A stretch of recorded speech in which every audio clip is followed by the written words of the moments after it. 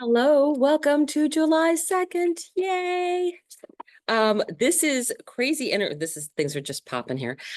Crazy energy. We have Saturn that we can feel stationing, and we have Neptune we can feel stationing. So very interesting. They're as close as they're going to be for a while. They're within a 10-degree orb. So that's interesting. So for today's energy, the bottom of the deck, a powerful move. Kind of feel like that's Saturn right now. It's a 15 card. Okay, what else? Top of the deck, let it go. I think everybody should quit watching the news all the time. Weather is fine. Keep track of the weather. But the other stuff, not so much. Okay, body and soul. Care of your body and soul. You need to take care of yourself. This energy of self-care going on pretty good here, and sacred reverence. I really, really think that what it's trying to tell us today is that you are important. You are important, and you need to take care of yourself because there's only one you. I almost feel like take the time to, like, time is standing still today, right? And just say, everything that's going on around me, I need to have energy for me, right?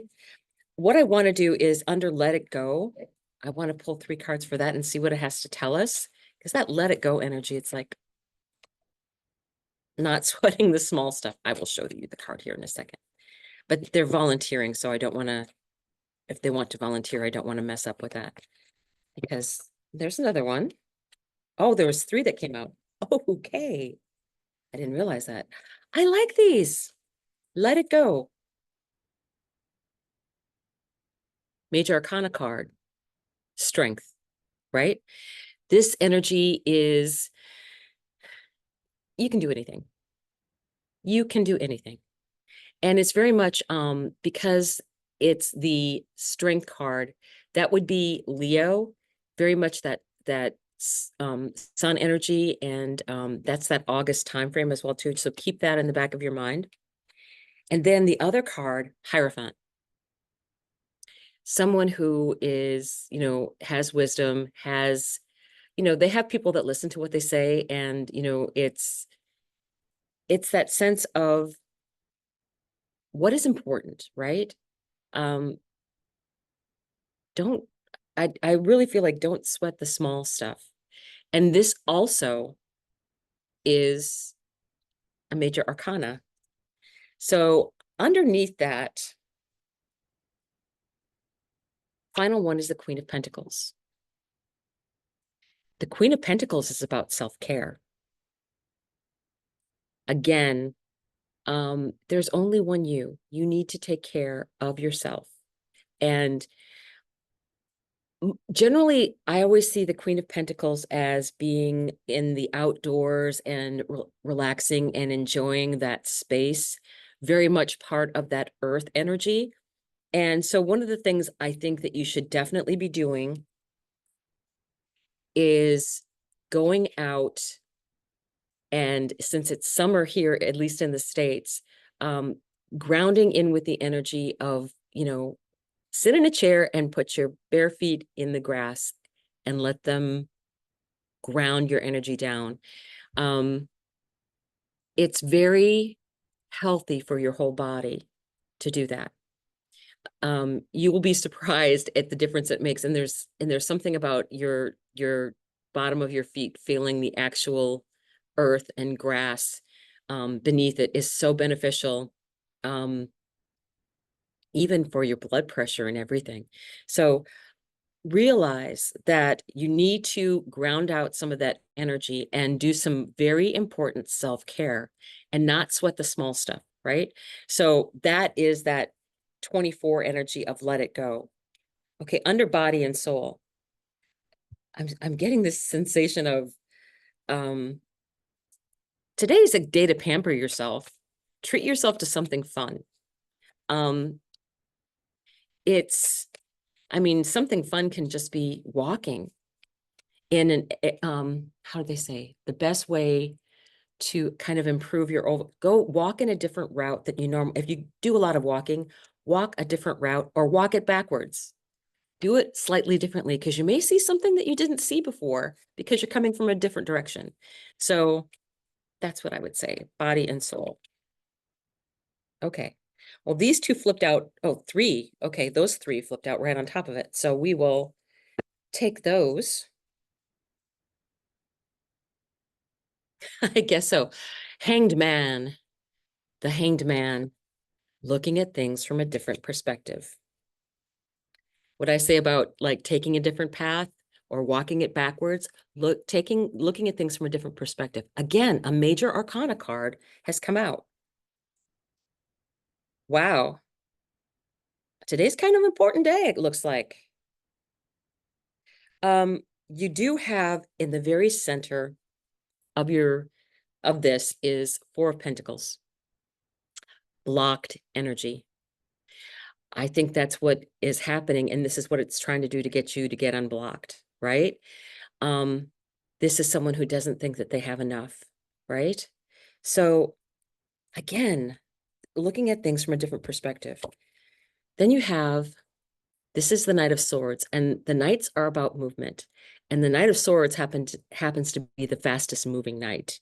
So it's like, if you're stuck, get out there, start moving, do something. And I really do think, especially with all this energy, we're going to have Uranus and Mars being conjunct on July 15th. And what I think everybody should be doing is going out and finding ways to release some of that energy from within your body, by swimming, by walking in nature, by watching a campfire, by watching running water, soaking in a bathtub, any of those things that are going to allow you to do some kind of grounding and getting that. Uranus is like the higher octave of Mercury. So then you have Mars added to it, and it's just like a lightning storm, right? A very violent lightning storm. And you need to have a sense of grounding, or you will just be overwhelmed with all of that energy, right? And at that point, we do have Mercury will be in Leo, in a fire sign. So I believe that you need to really kind of watch how you get rid of your energy. You do need to get rid of energy. It's something that's going to help you to be more calm and to handle different situations and to take care of self-care. So it's the stuck energy piece, things that are blocking you. To me, that's more things blocking you. But you also have to take care of yourself in a way that's going to allow you to handle different things that are coming in. Because I think the collective is going to get some kind of a bump or a boost. Usually that kind of symbolism in Taurus can mean there probably going to be earthquakes starting anytime between now and probably a week after that date. So July could be that kind of a thing going on where there might be that kind of stuff happening. Also, internet outages, electric outages, those type things. And I'm not trying to be a Debbie Downer. I'm trying to tell you that have things prepared in a grounded way that have a campfire, have stuff like have peanut butter and bread around, in case there's electrical outage, have books around, have cards, have games you can play that don't require anything, because people have had all kinds of storms in different areas. We've had a lot of water in this area in Minnesota, and also in neighboring Mankato, they're losing a dam over there. So you have to be prepared for interruptions. Disruptions was the word that was trying to come in. So I would say, note those kind of things. that you do need to keep your energy good, and don't, it's like, okay, well, this is, if you're a mutable sign, you'll be able to deal with this. A fixed sign, it's a little harder, but the fixed signs usually um, have a good way of being prepared. It's like they're usually prepared, right? The cardinal signs are able to, once something happens, they're able to initiate something. So they can deal with things a lot easier. But the mutable will just kind of like, okay, I guess I'll have my coffee over a campfire. So let's take a look at the energies of the sacred reverence, because to me, that is you, right? Look at that heart space. Look at that open, generous spirit. And for all of the people that watching this, you definitely would have that because you're open to you don't have a closed mind. I guess that's the thing I want to say about it. So let's take a look at sacred reverence energy. Oh, this one wants to come out, and this one too, apparently. Oh, I like that. Okay, and what's the top here? Ah, I had this yesterday, and I'm going to say the same thing when it came out. It was kind of weird. So this is sacred reverence. And the two cards that kind of came out with that were Six of Wands, recognition. And to me, that's recognizing your uniqueness, right? What makes you special. And the Ace of Pentacles, the beginning of getting a new thing, new habit in maybe. And especially with Saturn going retrograde, it's very much about setting in place spiritual practices. If you haven't, you should, right? Because that spiritual practice of, that can be watching a campfire. It can be any of those things that uh, take you for a moment where you're not thinking about anything else. And what then came out was the Seven of Swords. And this came out in the reading yesterday. And it was what I got kind of as a downloaded message after I had been talking about what it usually symbolizes. They're taking their weapons away. And I kind of really think this is related to that July 15th energy about taking weapons away. So I'm not sure what that means, but that's kind of the message that I got through. I will try and clarify that a little bit more. So what is this? What is this Seven of Swords signifying? This jumped out. Seven of Wands came out. Seven of the Wands is generally, because the Six of Wands is getting recognition, the Seven of Wands is sometimes other people are jealous of what you have. So it's having a sense of, I would say probably having that protective energy around you, for if you use crystals or anything, just as a kind of for the greatest and highest good, exchanges of energy, and anybody else need not apply. So let's take a look at what else. Two sevens, though. That's interesting. It's a very spiritual time. Very spiritual. Ah. Ooh. Devil energy. So I would say, because it was a Seven of Swords and the Seven of Wands, and then you get this devil energy out, there is some kind of, there's strings attached, right?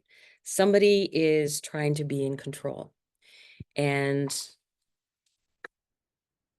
I think you need to recognize your own sovereignty in that sense, because it's like the devil energy can be, you've given your power over to someone else, or whatever it is a problem that you help create, when it's the devil card. But I really feel like it's you then stepping away from that kind of energy. I feel like I want to say that you need to recognize how significant one person can be, and that would be you. So let's take a look at this energy of the witch. How's that say? It's women in total control, woman in total control of herself. And I put on yesterday's read, Witch Wisdom, and what came at the very end, because I think it was very fitting. So if you saw the video before I put that up, just go back and take a look at that, and you can just read it because it's down below. But I think that's very important. Do we have a volunteer coming out? You. Okay. Ooh. Medusa, number 27, the devouring mother. That would be someone with control issues. So number 27. These are actual art that exists out there in the world, and that's what these pictures are taken from. The devouring mother. I want to try to get so it's not glaring. Okay, we're good. Like Medusa, the devouring mother is part of our psyche that can turn our enthusiasm and bravery to stone. She is the embodiment of not enoughness, the soul of lack. Who says your gifts and talents will never be enough? Your ideas and plans are a waste of time and won't amount to anything. Like an intimidating parent or a disapproving school teacher, all she has to do is cast a glance at your creative spark with a disapproving stare, and you shrink, convinced you'll never be enough. So you hide your gifts, or worse, refuse to develop them. Suffer her gaze too long, and your creativity turns to stone, paralyzed by fear. She is also part of the psyche that threatens you'll never have enough money or time or family or romance or love or health or friendship. Her gaze discounts all that we are by focusing solely on what we don't have. She will encourage you to compare yourself to others, ensuring your misery in the process. This is the witch wisdom. A witch knows the only way to defeat the devouring mother is to turn her stare back on herself. When we gaze at ourselves through the lens of original innocence, holding to the truth that we can do, be, or have anything we want, we turn her paralytic gaze back on her. You are, at your core, deserving of every good and lovely thing, not because of your talent or contributions, but by right of your beingness. Heal your traumas. Seek out therapeutic support. Now is the time to insist on a loving, supportive gaze at your life. And if you cannot manage it on your own, do what it takes to get help. Only love can defeat fear, and you are the one responsible for how you view your inherent worth and the creativity that springs from it. Please recognize your own inherent treasure of being a unique human being in this world. Go out and do something to celebrate you today. And I can't think of anything better than that. I'll see you tomorrow.